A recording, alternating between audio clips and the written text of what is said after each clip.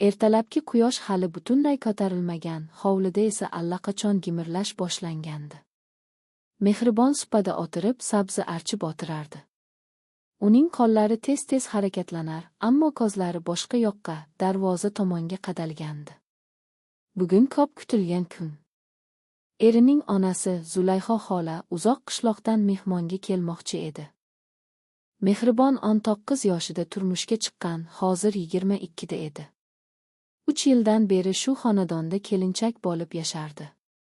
Eri Sardor yaxshi yigit, ishchan, mehribon. Lekin uning onasi Zulayho xola boshqa mahallada yashab, kam-kam kelib turardi. Har safar kelganda uyni boshiga ko'tarardi. "Kelin, choy tayyor bo'ldimi?" dedi ovoz eshikdan. Mehribon sapchib o'rnidan turdi. "Tayyor, oyijon, tayyor. Buyuring, marhamat." Zulayho xola ichkariga kirib, atrofga razm soldi. Uning nigohi har doim qandaydir kamchilik izlagandek edi. "Bu gilamni yana yuvmadingizmi? Chang bosib yotibdi-ku." "Kecha yuvgandim, oyijon. Balki ko'chadan chang kirgandir."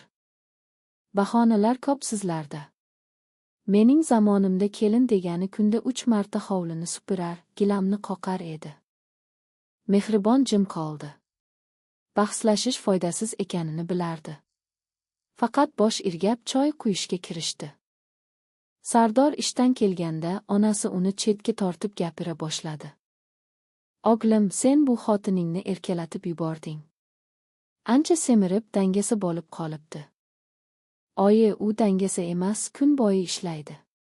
Sizga shunday tuyulyapti xolos." "Ha, hammangiz shunday deysizlar.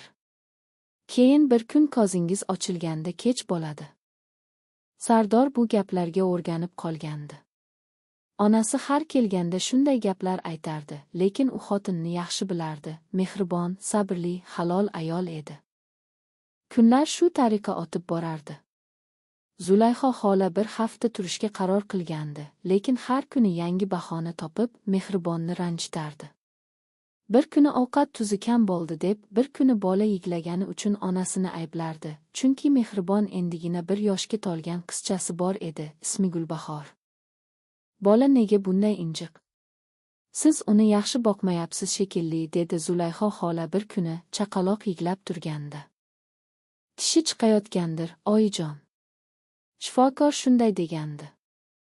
Bahona ko'p. Mening zamonimda bolalar tishlari chiqqanda ham indamay yotardi. Mehribon indamadi. Faqat bolasini bagriga bosib tashqariga chiqib ketdi. Ko'zlaridan yosh oqardi, ammo u yigisini hech kimga ko'rsatmasdi. Qo'shni ayol Nodira opa buni ko'rib qoldi. "Nega yig'layapsiz, singlim? Yana qaynonangiz birov gap qildimi?" "Yo'q, opa, hech nima. Shunchaki charchadim." Charchagan odam ko'zlarida bunday yosh bo'lmaydi. "Aytavering, ichingizga yutmang." Mehribon chuqur xo'rsindi. "Opa, men bilaman, oyim meni yoqtirmaydi. Lekin nega ekanini tushunmayman. Men unga hech qachon yomon gap aytmaganman, xizmatini qilaman, hurmat qilaman. Baribir har narsadan ayb topadi." Nodira opa boshini chayqadi. "Ba'zi odamlar shunday, qizim. Ularga qanchalik yaxshilik qilsang ham, ko'zlariga yomonlik bo'lib ko'rinadi. Bu ularning o'z dardidir, sizniki emas. Faqat sabr qiling, Alloh haqni ko'radi." Bu so'zlar mehribonga biroz taskin berdi. U yana kuch to'plab ichkariga qaytdi. Orada oylar o'tdi. Bir kuni Zulayho xola kasal bo'lib qoldi. Yurak muammosi kelib chiqib shifoxonaga tushirishdi. Sardor ishda edi, qarindoshlari uzoqda.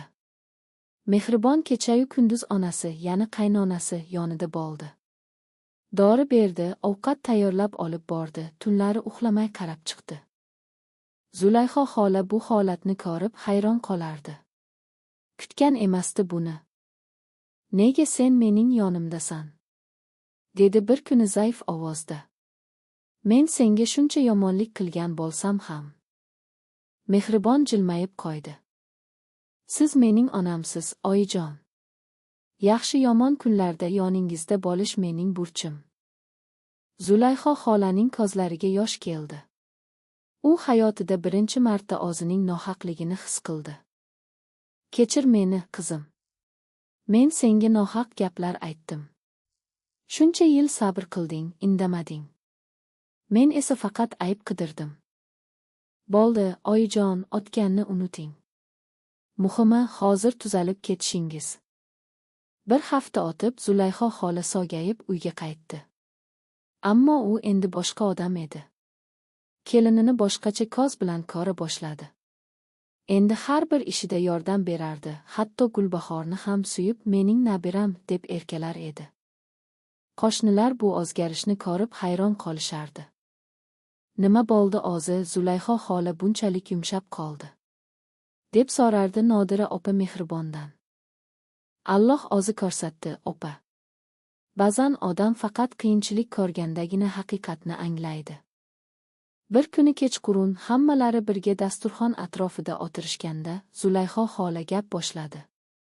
Bilasizlarmi, men yoshligimda ham qaynonamdan ko'p azob chekkanman. Ba'zan o'ylardim, o'z kelinim bilan boshqacha bo'laman deb. Lekin negadir o'sha azob meni battar qattiqqo'l qilib qo'ygan ekan. Kelinimga xuddi o'zimga qilingandek muomala qilganman, bilmasdan.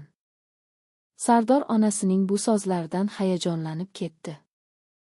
Oyi, muhimi, hozir tushundingiz. Kech emas. Ha, o'g'lim. Alloh menga ikkinchi imkoniyat berdi. Bu safar uni behuda sarflamayman. Oradan yana oylar o'tdi. Mehribon ikkinchi farzandiga homilador bo'ldi. Bu safar Zulayho xola uni parvarishlashda birinchi bo'lib turardi, vitaminlar sotib olardi, salat pishirib berardi, hatto kechalari uxlamay uni kuzatib chiqardi. Oyijon, dam oling, men o'zim uddalayman, derdi Mehribon. Yo'q qizim, sen dam ol. Endi mening navbatim seni parvarish qilish. Bu gaplarni eshitib Mehribonning ko'ngli to'lib ketardi. U bir paytlar shu ayoldan qanchalik ranjigan bo'lsa, endi shunchalik minnatdor edi. Farzandi tugilganda bu safar ogil bo'ldi. Zulayho xola bolani ko'tarib ko'z yoshi bilan dedi: Bu bola mening ham nabiram, mening ham quvonchim. Ismini Sabr qo'yaylik, chunki bu oiladagi sabr mevasi shu bola. Hamma kulib rozi bo'lishdi. Yillar o'tib Mehribon va Zulayho xola orasidagi munosabat butun mahallaga o'rnak bo'ldi. Odamlar ularni ko'rib, ana haqiqiy ona-qiz munosabati shunday bo'ladi, deb aytishardi. Hech kim ularning avvalgi kelishmovchiliklarini eslamasdi ham. Bir kuni Nodira opa Mehribondan so'radi: Singlim, sirlashib qo'ya qol, o'shanda qanday chidading? Men bo'lganimda ancha oldin ketib qolgan bo'lardim. Mehribon jilmayib javob berdi: Opa, mehr bu urug'ga o'xshaydi. Uni tuproqqa ekasiz, darrov ko'karmaydi. Ba'zan yomg'ir kerak, ba'zan quyosh. Lekin sabr qilsangiz, albatta unib chiqadi. Men shunchaki urug' ekkanman, meva esa o'z vaqtida yetildi. Bu so'zlar butun mahallada gapga aylandi. Yosh kelinlar Mehribonning oldiga kelib maslahat so'rashardi. U esa har doim bir xil javob berardi: yaxshilik hech qachon behuda ketmaydi. Ba'zan uni ko'rish uchun sabr kerak, xolos. Zulayho xola keksaligida, nabiralari qurshovida kelinini duo qilib o'tirardi. Sen mening haqiqiy farzandimsan, qizim. Sen bo'lmaganingda men bu dunyodan mehrsiz o'tib ketardim. Mehribon uning qo'lini o'pib, ko'z yoshlarini yashirmadi. Rahmat sizga ham, oyijon. Siz menga hayotning eng katta saboqini o'rgatdingiz. Kechirim va sabr haqiqiy kuchdir.